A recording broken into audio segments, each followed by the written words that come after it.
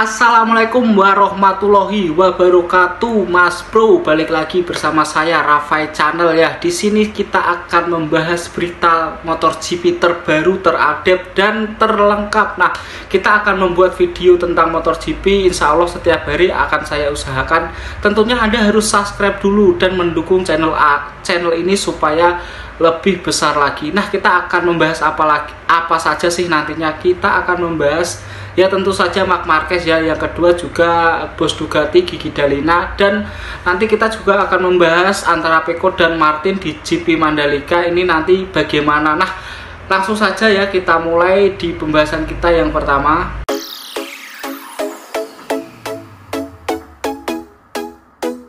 Kita juga semua sudah tahu 99,9% ini Marc Marquez sudah pasti datang ke Gresini Racing tahun depan. Nah, gimana sih komentar Gigi Dall'Igna? Gigi Dall'Igna itu menegaskan bahwa Marc Marquez datang ke Gresini itu bukan rencana dia dan bukan keinginan dia. Nah, Gigi Dall'Igna itu berkata demikian, Marc Marquez itu bukan rencana dia dan yang bertanggung jawab hanyalah Gresini Racing. Nah, ini Gresini Racing ini yang bertanggung jawab Marc Marquez yang sudah berusia 30 tahun datang ke Gresini.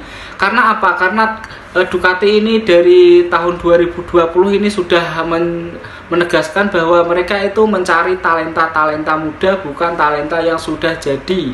Nah, itulah yang ditegaskan Gigi Dall'Igna. Gigi Dall'Igna ini penasaran dan juga senang bahwa motor yang diraciknya ataupun motor yang dibuatnya ini dikendarai oleh seorang Marc Marquez. Karena apa? Marc Marquez ini pembalap 6 kali juara MotoGP dan sudah beberapa kali mengalahkan Ducati. Nah, jadi Gigi Dall'Igna ini penasaran ya, gimana sih motor racikannya nanti dikendarai oleh Marc Marquez. Tapi dia menegaskan bahwa kedatangannya Marc Marquez ke Ducati itu adalah bukan keinginannya. Inilah yang dikatakan oleh Gigi Dall'Igna. Mekanismenya dilakukan oleh Gresini. Mereka yang mendatangkannya, bukan Ducati. Ya, benar, saya membicarakan tentang Marc Marquez dalam banyak hal. Tapi saya ingin menekankan bahwa itu bukan ide saya. Ini tentang tim yang telah memutuskan untuk membuat kesepakatan dengan seorang pembalap. Tapi tentu saja saya senang melihat pembalap kuat mengendarai motor saya. Nah, itulah yang dikatakan di Gigi Dall'Igna bahwa tim Gresini Racing lah yang sudah bersepakat dengan Marc Marquez untuk di tim 2024 besok.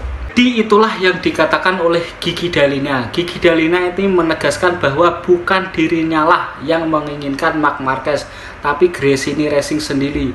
Ini keuntungan bagi Gresini Racing ya, karena mendatangkan Marc Marquez dengan harga yang murah. Bahkan Marc Marquez ini mau menurunkan harganya dari 200 berapa miliar itu hanya 50 miliar saja di Gresini Racing untuk durasi 1 tahun. Ini belum jelas ya, tapi simpang siur dari beberapa berita di Eropa sana, Marc Marquez ini dibayar sekitar 50 miliar per tahun, jauh sekali dari Repsol Honda yang 200 lebih per tahun. Nah, Marc Marquez ini dikontrak kayaknya tuh 1 tahun, itu berita dari sana. Tapi kita belum tahu ya, karena pengumuman resminya mungkin nanti di GP Mandalika, karena GP Mandalika ini banyak sekali sponsor-sponsor dari Indonesia yang menyponsori Gresini Racing ini. Kita lanjut ke berita selanjutnya, ini tentang pembahasan selanjutnya ini tentang Jorge Martin, Pecco Bagnaia dan juga Bezzecchi. Nah, karena ketiga pembalap ini mempunyai poin yang paling besar ya, yaitu Pecco di posisi pertama, Jorge Martin di posisi kedua, dan juga Bezzecchi di posisi ketiga. Nah, ini di sirkuit Mandalika besok ketiga pembalap ini pasti akan bersaing sangat sengit. Karena apa? Di sirkuit Jepang kemarin Pecco ini kalah lagi dari Jorge Martin yang berhasil menjadi pemenang dan juga sprint race menjadi pemenang. Jadi poinnya ini tinggal sedikit saja, tinggal 3. Pecco Bagnaia ini 319 dan Jorge Martin ini 316.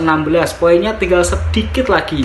Jorge Martin bisa juara 1 di sprint race ataupun di race-nya. Ini Jorge Martin ini langsung menyalip yang namanya Pecco Bagnaia di posisi pertama dan menjadikan menjadikan GP tahun ini menjadi lebih seru lagi, apalagi nanti Bezzecchi berhasil menjadi posisi pertama ataupun posisi kedua di sprint race dan juga di race Mandalika besok. Nah, gimana sih kedua pembalap ini antara Jorge Martin dan juga Pecco Bagnaia di GP Mandalika 2022 kemarin? Nah, kita bahas dulu di Jorge Martin. Jorge Martin ini di Mandalika 2022 lalu, Jorge Martin ini berhasil melaju dengan kencang di awal-awal race, akan tetapi di lap ke-7 Jorge Martin ini crash dan tidak bisa melanjutkan pertandingannya. Jadi Jorge Martin ini di Mandalika 2021 tidak mendapatkan poin sama sekali. Nah, gimana menurutmu Jorge Martin di Mandalika tahun ini? Beda dengan Jorge Martin, Pecco Bagnaia ini di GP Mandalika 2022 yang lalu. Pecco Bagnaia ini berhasil finish, akan tetapi berhasil finishnya ini hanya di posisi 15. Nah, itu Pecco Bagnaia berhasil finish tapi hanya di posisi 15. Untuk itu di GP Mandalika besok ini menjadi persaingan yang sangat sengit antara kedua pembalap ini.